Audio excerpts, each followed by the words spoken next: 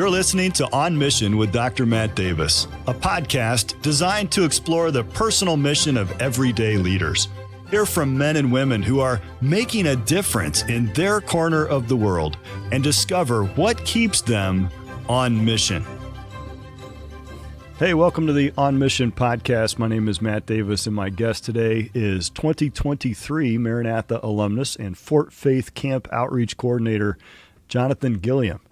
And Fort Faith Camp is in Michigan, and Jonathan and his wife serve faithfully there. His wife is Lydia, also a Maranatha graduate from 2023, although December, that we figured out. Correct. And she finished up her student teaching, and they live in Morley, Michigan. Jonathan grew up at camp, which included camp work from a young age, as is often the case.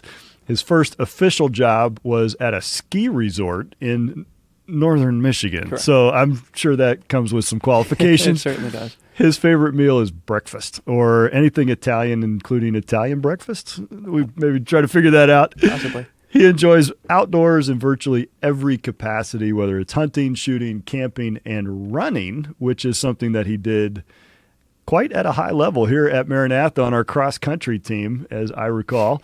In his spare time, he enjoys reading and studying. From time to time, he's able to fill the pulpit for a handful of local churches and feels the Lord guiding his desires toward pastoral ministry. So I can't wait to explore some of those themes and concepts. Welcome to the podcast. Thank you for having me. So cross-country, you were involved on the cross-country team, and I personally have never understood the draw to running alone out in the woods.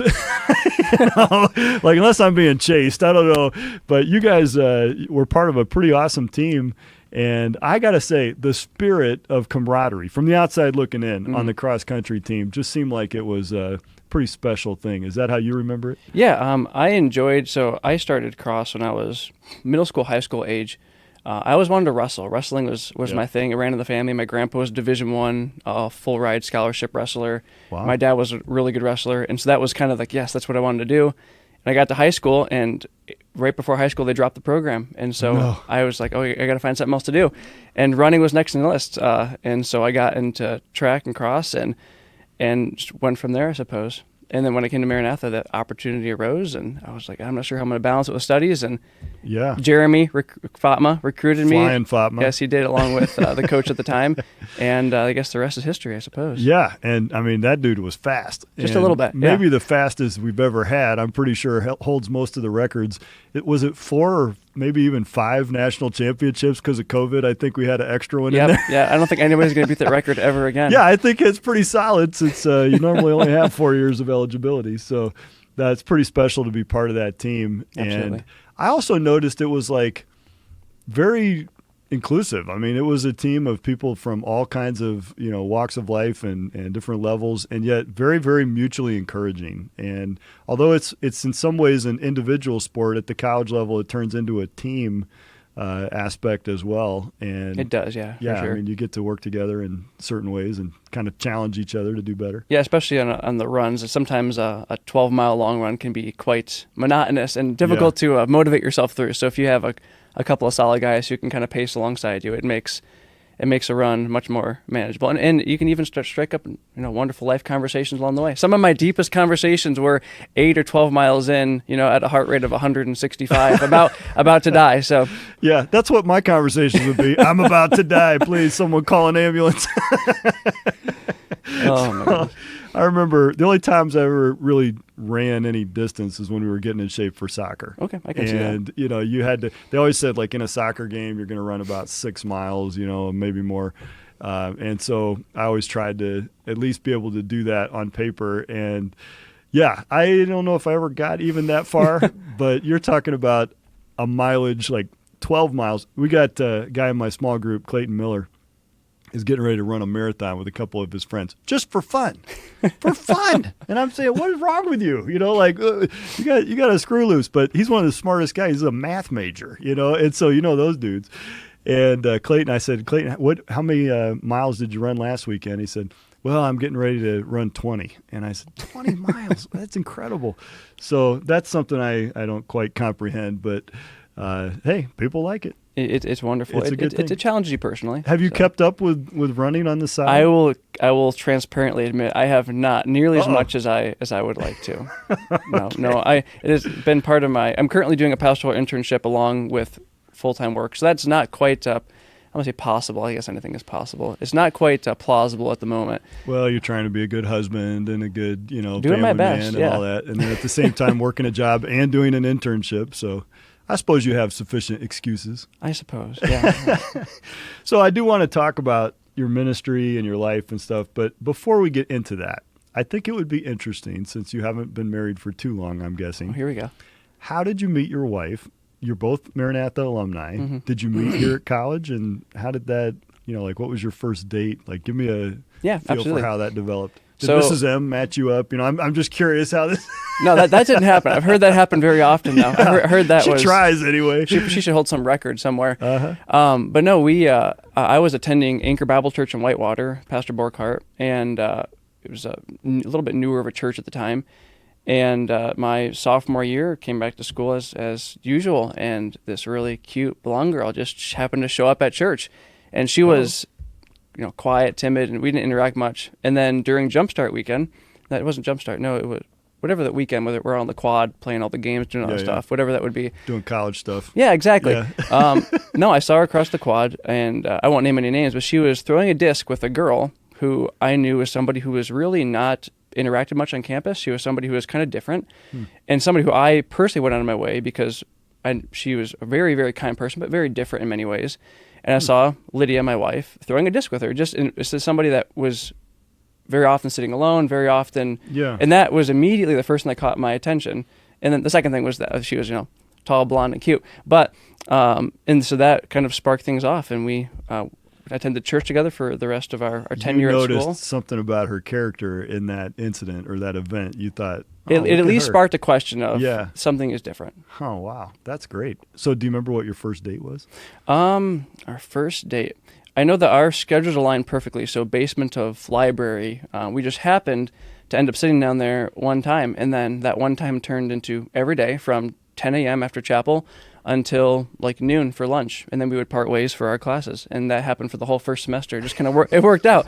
Did you at some point think, I wonder if I'm dating this girl? Are we going together? Yeah, there was a point where, and this is to my shame, I think I had, I was leading her on in some ways, and she ended up approaching me, and basically it came to a front, and she basically said, I need clarification. Exactly, yeah. What is this, and what are we doing? And if it is, then tell me. And if it's not, then tell me. And then the rest. Good for her. Right, yeah, it kind of forced me. That was my first relationship, too. I had never dated before. I went to public school my whole life. Do you think guys are a little intimidated to be, put themselves out there these days? Or what? That's a good question. Do you feel like it was just you? Or, I mean, you took the first step at some point. You must have. Yeah, I definitely took the first step. I'm grateful for her transparency and her forwardness with me. I think just in general, us as humans we're not by our fallen nature wired for commitment. We desire to just chase after whatever is the next fleeting thought or desire, and so it's a scary thing to say I'm going to commit to this, and even if it's not like a true internal commitment, our desires tend to draw us away from true commitment. Wow. So as you were dating, was there ever any question in your mind that this was somebody that, maybe I shouldn't ask the question that way. What I really am getting after is, when did you know this is the one I want to spend the rest of my life with? Because that's something I hear from guys a lot too, is that, okay, we've been hanging out a while. Yeah. It's kind of time to either this is going to work or maybe we should part ways. I can see it. So branch in the road. Her dad really helped expedite things along. So we met that September when school started. That November over Thanksgiving break, I got a Facebook message from her dad, and basically saying, hey, because they're from Minnesota, I'm from Michigan, it's a 13-hour drive. We'd like to fly you out to Minnesota to meet the family. And of course, I was just, I don't know what to do.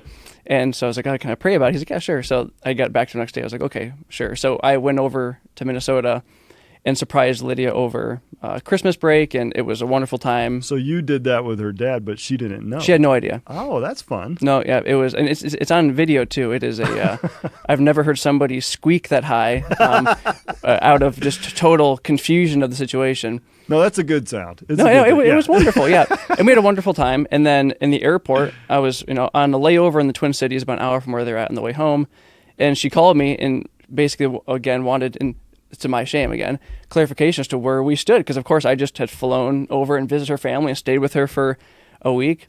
And so at that point I officially asked her over the phone, which I swore I would never do. And officially asked her to marry you? No, just to date, my girlfriend. And then and then while I was over there, I in private asked her father for permission, and we went out for coffee and chatted, had wonderful conversations, and it was good.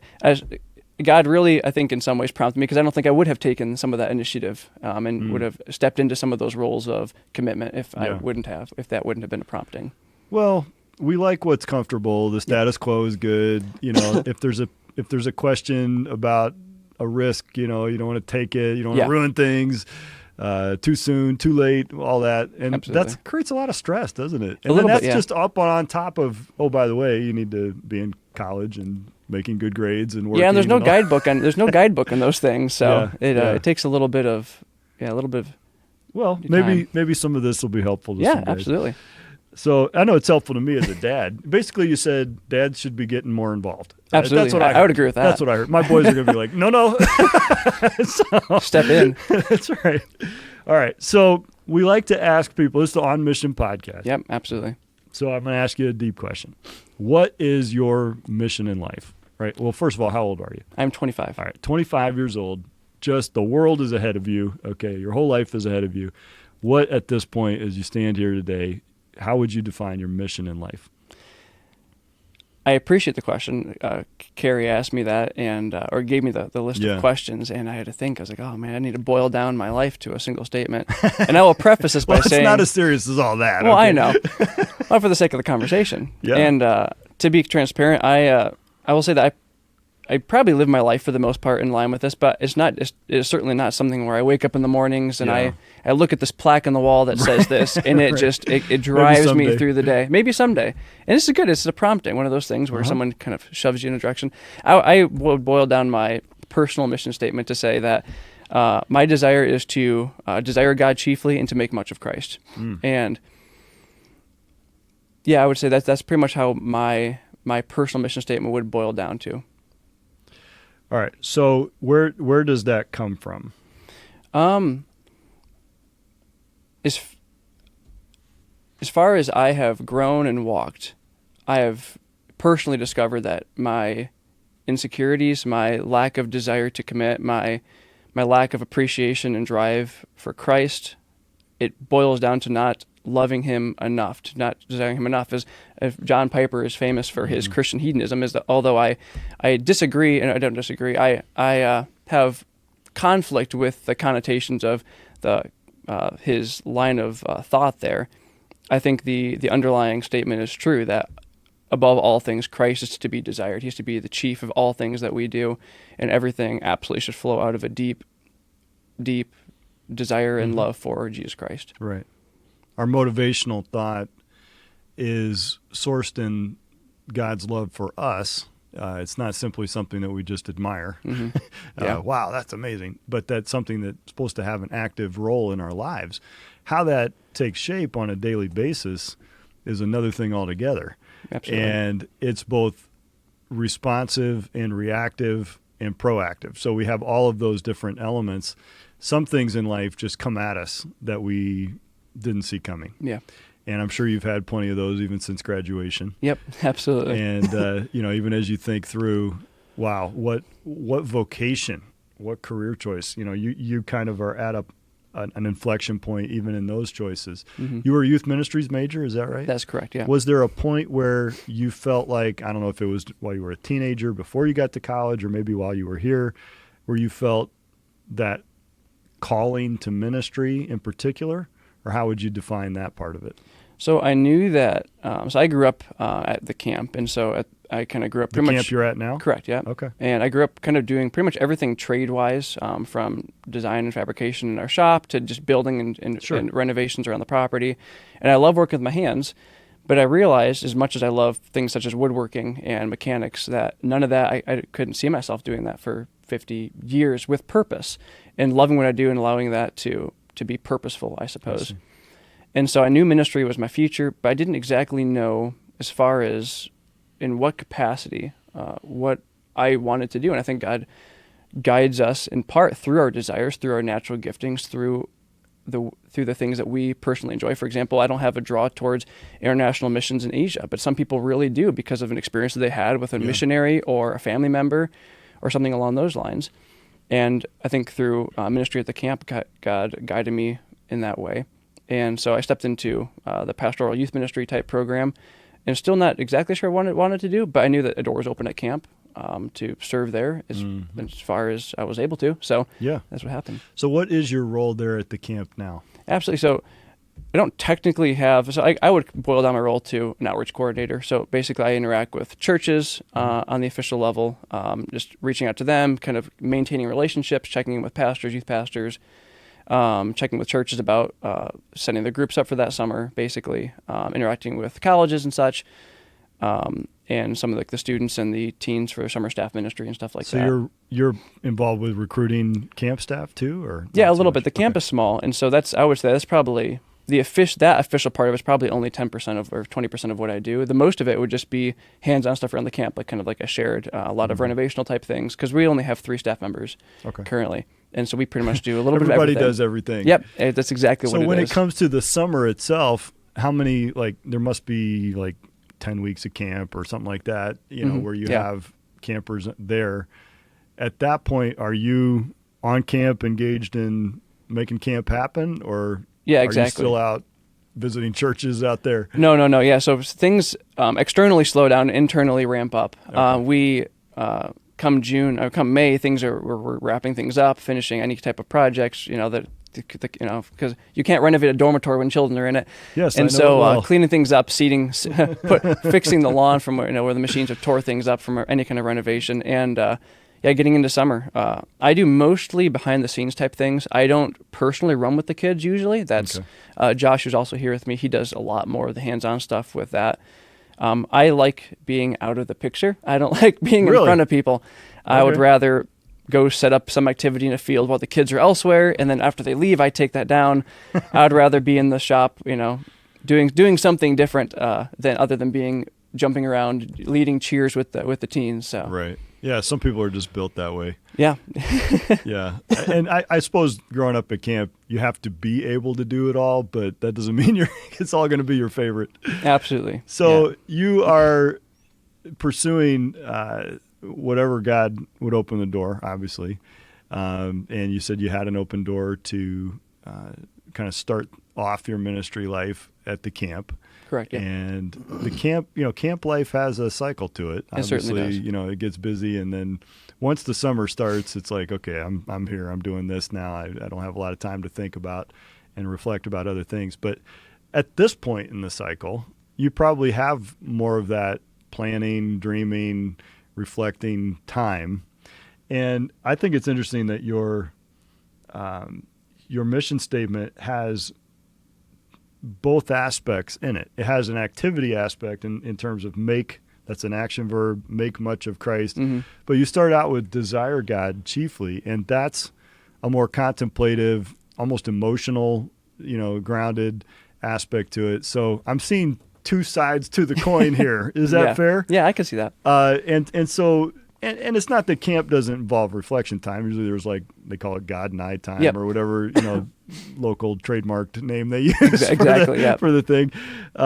So I'm wondering, in your personal practice, what that looks like. What are you doing to consistently maintain your relationship with the Lord so that first aspect of desiring God chiefly, because that's a statement of priority. Absolutely. Chiefly means the top, right? So what do you do intentionally I know you're a disciplined guy. I mean, I never met anybody that ran cross country that wasn't super disciplined. It doesn't work well to like wake up the day of a race and go, oh, I think I'll just run today. Yep. That would show up. Having a team behind you definitely motivates you a little bit. Fair enough. But so tell me about the quieter aspects of that. What does that look like? Absolutely. And like I said, and just like anybody else, I suppose, I don't live this perfectly by any stretch of the imagination. I know I grew up in a wonderful home, and I was encouraged to be in devotions and prayer often. My grandfather exemplified that. My father did. They encouraged me in many ways to do that. And but I mean, I found myself throughout my young years as a kid and through even my teen years. I mean, I knew that God was important, and I knew that 100% that I had a relationship with Him. But I mean, I didn't treasure Him. You know, I didn't love Him as you know, the chiefest, most possible valuable thing that could ever be contemplated.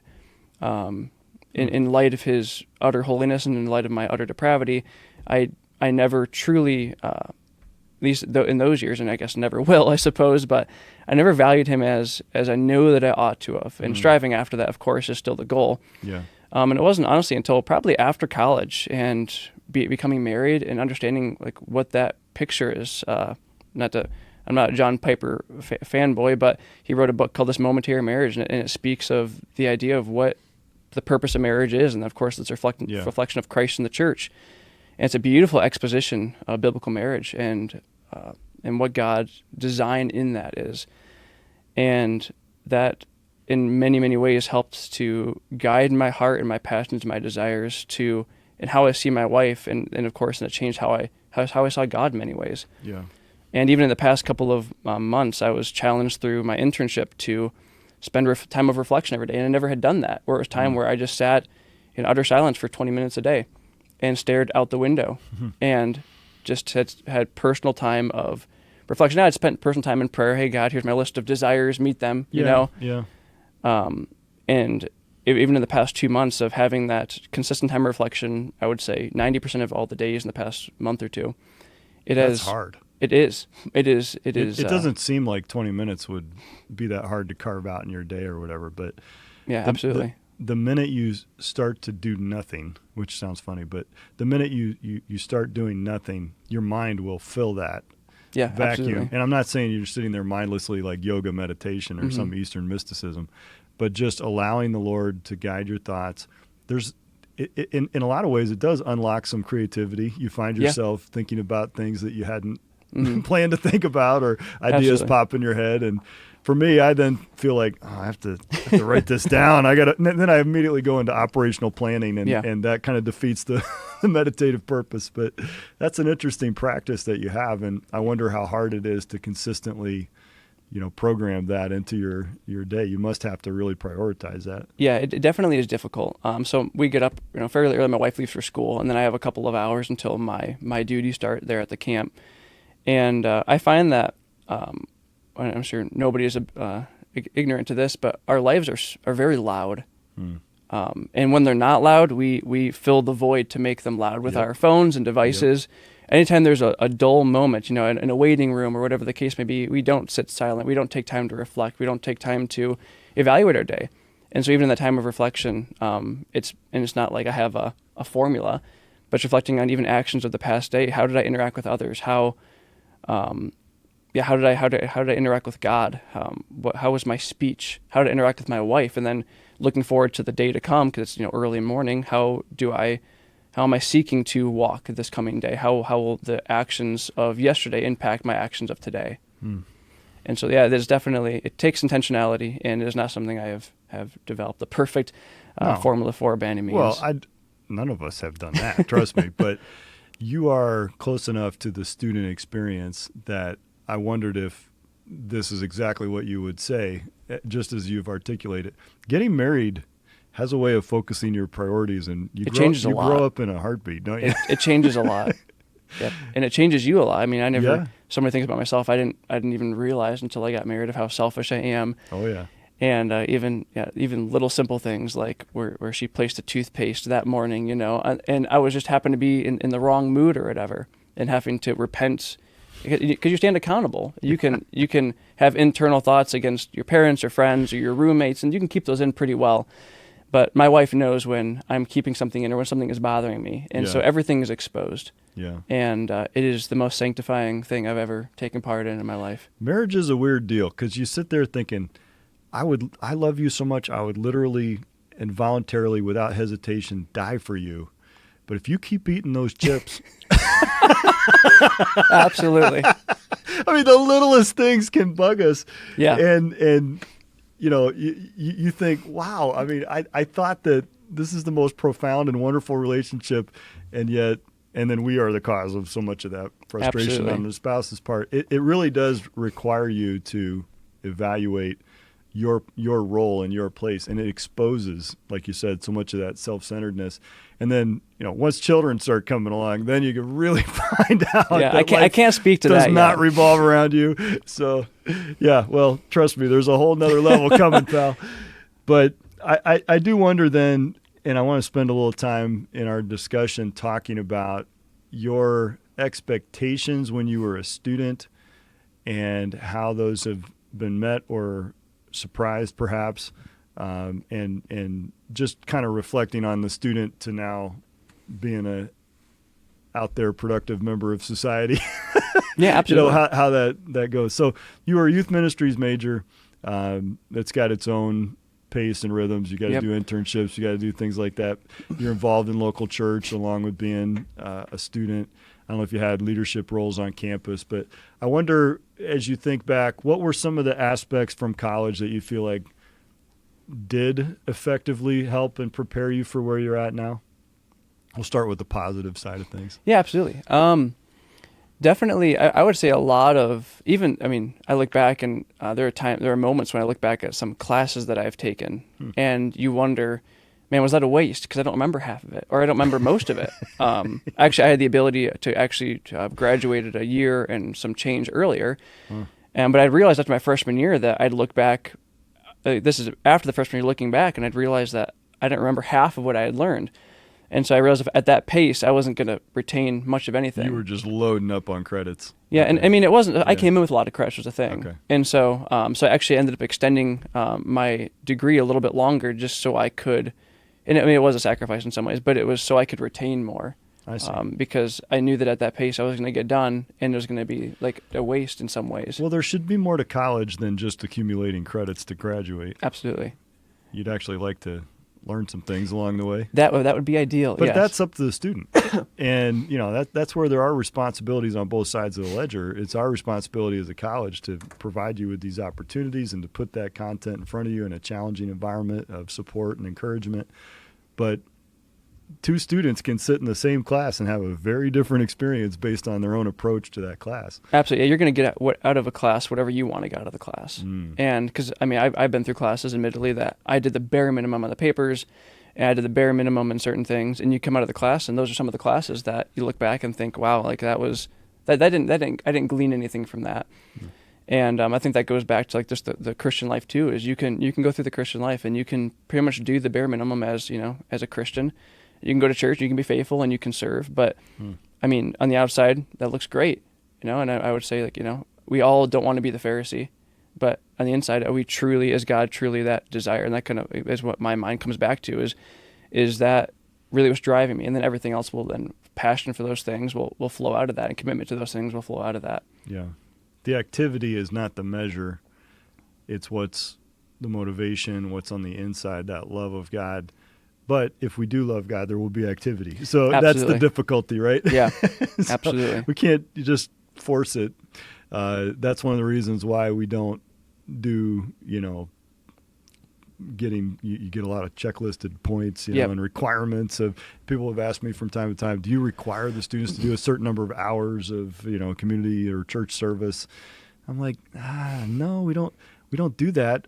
We encourage them to do that. But we know we do track based on feedback that they are involved because we want that to come from the right place. Yeah. And if you externally impose it, then you could almost never know where it was coming from. Yeah, and absolutely. So, You said Anchor Bible Church. Did you end up going there pretty much your whole student career? Yep. So all 4 years I attended there. Yep. And did you get any opportunities while you were there to get involved in some ministry? Yes. Yeah. I was actually going to mention that. So thank you for leading into that. Yeah. I would say even on top of the classes, I'd say that one of the greatest growing aspects for me of my college tenure was being involved at a small church and being able to, or any church for that matter, but in my case it was a small church, and being able to serve in various capacities. The pastor there gave us Bible guys chances to speak for evening services on multiple occasions each semester, and that's part of his desire and his passion too, is to kind of train up and rear up those men and equip them, and that was encouraging. He would give us some feedback afterwards, and it was humbling at times, and it was encouraging, and to speak to people that you're with all the time. It's a little bit awkward. It can be. Yeah.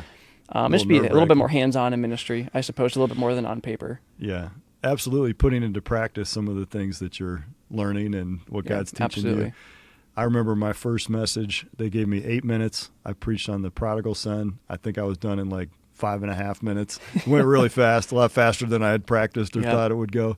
I was so nervous, and I don't know if anybody got saved or committed to missions or anything based on that, but you got to start somewhere, right? Absolutely. I think I can relate to. Somebody's got to take a chance and give you the opportunity, and that's what those local church relationships for Maranatha are all about.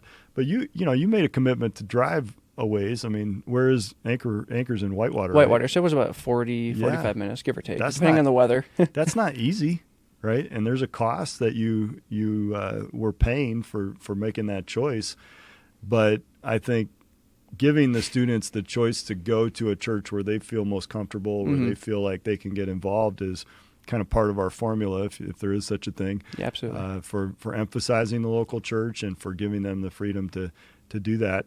And now that you are graduating and go out, it's not your first message. You've got a little practice, and you've kind of learned, okay, this is how to handle the nervousness and the stress. I think you're always a little bit nervous. And if that ever leaves, I was told by a man one time, if that ever leaves, you should be worried. So Probably so.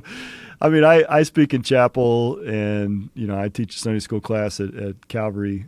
And I have, in my Sunday school class, I've had Dr. Jones from the seminary, Dr. Marriott, Dr. Anderson now is in my Sunday school class. So talk about being nervous. I'm always thinking, I hope I don't commit accidental heresy. So I'm going to get a letter soon. Yeah. But they're not shy to come tell me. When Dr. Marriott came up to me after last week, actually, and he said, "Oh, you said this and you didn't say a thing wrong, but I'm going to explain to you, there's another way to look at this also." And I think I'm writing that down. I think next week I'm going to bring this in and sound brilliant. And it's all because he helped me out. But no, it's good. It's good to be willing to put yourself out there and take risks. It's good to be willing to pay a price for a choice that you feel like God's leading you to make, like driving a little ways to go to that church. And obviously it paid off for you. Your wife, you end up meeting your wife there. Yeah. I met my wife in church. It's a great place to meet a wife. Yeah. Right? Okay, so those were some of the good aspects. What are some things maybe you think back and think, well, I thought this is how life was going to go, or I made some assumptions, and you're already finding out that maybe it wasn't quite that way? Absolutely. I can't, off the top of my head, I can't think of anything that really threw me for a loop. As a generality, though, expect your plans to not go as planned, I suppose. Or in the very least, your expectations. I mean, I came into marriage, and I'm a pretty philosophical guy, and I like to have a concept of something, and all or even before I was married, I had this big, deep understanding of what I thought love was, And I mean, for the most part, I think I was right. I thought in some ways, probably I was better than other people because I've thought through this, intentionally. Yeah. And then you get into it, and it's not at all what you expect, and just you think you know what's going on when in fact you don't. And in some ways, that doesn't mean you shouldn't prepare. Oh, it doesn't mean you shouldn't prepare. You were right to prepare. Well, absolutely, yeah. Preparation is good. Don't get me wrong. Yeah, we went through 2 marital counseling sessions, one with her pastor and one with my pastor. Only 2? No, 2 complete 2 series. 2 series. Yeah, so we got double dipped there. Yeah. But not coming in thinking that you know everything. Coming in humbly, I guess, would probably be the best way to kind of break that down, with the desire to learn along the way and the desire to trust God along the way, because we don't know the will of God in every single moment. At least not specifically. We know overall what his desire is. And our desire should be along the way to humbly learn and to humbly grow. And like, you receiving critique from Pastor Mary out there, just the desire to continually grow in every way. Absolutely. When you think you've got it all down, the Lord has a way of, mixing that up a little bit and reminding us that we're human. Yeah, and he certainly we does. are limited in our understandings, and we are growing every day. And that's what makes life exciting, honestly. You and your wife are in for an adventure. And as long as you think of it that way, you'll be fine, right? The twists and turns of life are still, many of them, you've seen a few, I'm sure, but there's a bunch ahead. Yeah, absolutely. And it's going to be more about who you are and your commitment to the Lord and to each other than it will be about where you end up or, absolutely, the practical things about how you handle it. So yeah. I think you're in great shape there. What as you think back to your younger self, we always have a few cringe moments where we think, oh, I can't believe I did that. I'll tell you a quick story. Yeah. I was a sophomore, I think. Nope, I was a freshman, and I didn't go to Maranatha my freshman year. And there was this girl I kind of liked, and they had a cheerleading squad, and she was a cheerleader. And so I went to the game. It was a soccer game, and sat right in the spirit section, where the cheerleaders stand in front and everything. And I thought, I was sitting on the third row, and I was going to jump over. The game was ending. It was boring. I didn't even care about the game. And I was going to leave, but I was going to jump over the 2 rows in front of me and go out. Cause I was locked in, but I thought I can jump over these guys. And, what I wasn't paying attention to was the clock, and the game ended just as I sprang from my bleacher seat and started. I cleared the first guy, but the second guy started to stand up. And as he stood up, I kicked him in the back of the head, and he had a ball cap on. The ball cap went flying, and he went flying, sprawling out. He had no idea. He just standing up, and some dude kicked him in the back of the head, and I went flying over the top, and by this time I'm somersaulting, and I literally come to rest right at the feet of this girl that I kind of liked. It never worked out after that for some reason. I just got up, said sorry about that, and ran off. I think back to that and I think, man, what an idiot. And that wasn't even the dumbest thing I ever did. But, we think back and we think, oh man, I was so naive or whatever about life or about things. And I wonder if you think back, what would you tell your younger self as a student if you had the chance to say, hey, you ought to take advantage of this, or I hope you'll appreciate this aspect of college or this time of life that you're in, maybe in a deeper way than you did, or how would you look back on that? Absolutely. Something that I've been, wrestling with the past, I'd say probably several months here, has been the idea of how to interact with suffering. And that's been a challenging endeavor. I'm talking about jumping over the crowd, and you go deep with it right away. That's good. My younger self. So actually, in high school, I was diagnosed with Chron's disease. Wow. And so that's rough. Yeah. So I went in for a couple of surgeries. I went septic at one point, right before a surgery. It was a blessing though, because the surgery was scheduled a month out, and the day of the surgery, as I went, my bowel had burst that morning. Oh, no. But yeah, a team of surgeons was waiting for me. So that was God's providence, absolutely. Yeah. And because that can be fatal. Yeah, absolutely, it can be. Wow. Yeah, and so had some time of recovery. Had a whole bunch of stuff that went on. I'm in remission now, praise the Lord. Wow. I still take meds for it. There are and some stuff. New treatments for that I've been reading about too. That's good. There's a lot of various suggestions of stuff. I'm on a medication right now that seems to be working. But good. Just through that time of, I was in the hospital for a couple of weeks at various points, and laid up and off of school, and even at college there's a time I was in the ER for several days, even my junior year here at Maranatha, and then just that kind of encapsulates for me the idea of suffering, but even that goes into any point in life, whether it be like relational difficulties and things. First Peter and James specifically, they're famous for speaking of how to interact with these difficulties and pains and what God's purpose is for them in our lives. And if I could go back, I would encourage myself, to the best of my ability, to not just mourn those difficulties, not to make it like a get out of this difficulty ASAP, because I don't think that's God's desire. It's not that we would live on cloud 9 in the flowery field all the time. that's not how we're grown. That's not how anybody in Scripture was Yeah. ever really grown. In fact, they were all grown and sanctified through various trials and difficulties. And I think that's what I would, I guess, encourage myself. I don't have a specific story. I mean, I'm sure I do, of jumping over bleachers and kicking people in heads. Hopefully not too many. But people none do that I guess I could, like off the top of my head that funny. I would encourage my younger self to change. I But suppose. that's amazing. God trusted you with that trial. He trusted you with something that was very profound and could be, a life struggle, struggle for your life in a lot of ways, right? I'm not to over dramatic, but I mean that can be a very serious thing to deal with.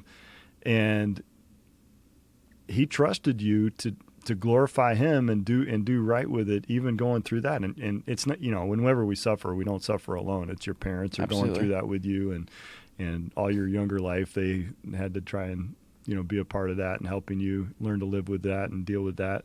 Lots of doctor's visits and things Lots like of those, that.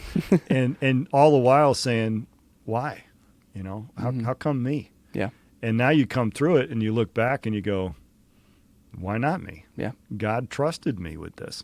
I had a friend that went through some very, very deep trials in life. He's with the Lord now. And he had a son that was born with cystic fibrosis. Oh, wow. And needed a double lung transplant when he was a teenager. Double lung transplant. Yeah, that's right. Mm-hmm. And so that's a pretty life-changing deal. And he tells me one time, Matt, I pray sometimes, Lord, why haven't you trusted me with real trouble? And I'm looking at him going, Zach, God trusted you with a lot of trouble, like way more than me. But then I thought, I'm not sure I'm at a place in my life where I can pray that. Lord, give me more. Yeah. Okay. And I don't think we should pray for trouble. I don't think so either. Although praying for patience is pretty close to that. But if we pray that God will be honored and glorified through our life, sometimes what we find out is that one of the major ways he does that is through the trouble that he allows. Yeah. And so God has allowed that trial in your life, and you've obviously become the man that you are today because of that. You wouldn't be the same guy, right? Yeah, in many ways, yeah. You can't really wish it away. Now, in the moment, we want to wish it away. I think about another recent grad, Jonathan and Callie, and God bless them with a beautiful baby, but extremely premature. And after lots of heartache, they've finally had Colton, and what a blessing he's been. But I think oftentimes I remember so well when they came here as freshmen that they had no clue what lies ahead in life, And so you're kind of in that same stage in a lot of ways. You're starting to see that, but you're seeing the Lord begin to use you as well. And it's exciting to think that God actually can. I mean, your mission as you honor him, to desire him chiefly and make much of Christ, you're doing it. And I want you to know, as Maranatha, we are proud of you as an alumnus and so thankful for the fact that we've been honored to have a part in your development. We don't trade credit for it, but we're glad to have been a part. And, man, how fun it is to have you here this week and recruiting for camp and get a chance to catch up and see what God's doing in your life. Yeah, we're real happy to be here, and I appreciate you guys allowing us to come for sure. Of course. And thank you for taking some time and sharing your experience on the podcast. It was my pleasure. All right, my friend. We'll see you. Thank you. Thank you for listening to On Mission, a podcast produced by Maranatha Baptist University. No matter where you go to school, you're going to face the enormous social challenges of our world today. Where do you want to go through that developmental process? A place like Maranatha, designed to affirm your faith and help you think biblically? Or a secular college dedicated to godless instruction in a God-free or truly anti-God environment that offers no hope, no joy, no faith, and certainly no peace? At Maranatha, you'll be surrounded by friends who have also chosen the path of truth and faculty who devote their lives to service. Maranatha is more than a Christian college. Find out more at mbu.edu.